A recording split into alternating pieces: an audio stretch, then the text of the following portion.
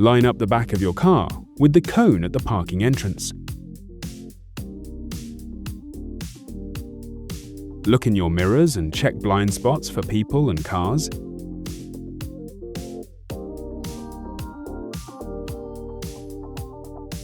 Start going backward and turn the steering wheel fully to the right.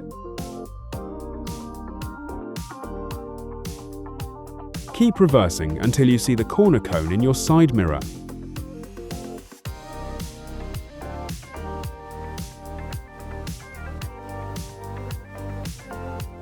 Straighten the wheel and keep going back until your front passes the cone.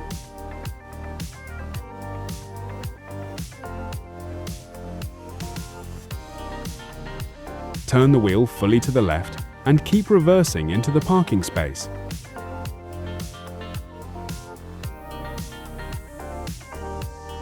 Straighten the wheel and adjust to center your car.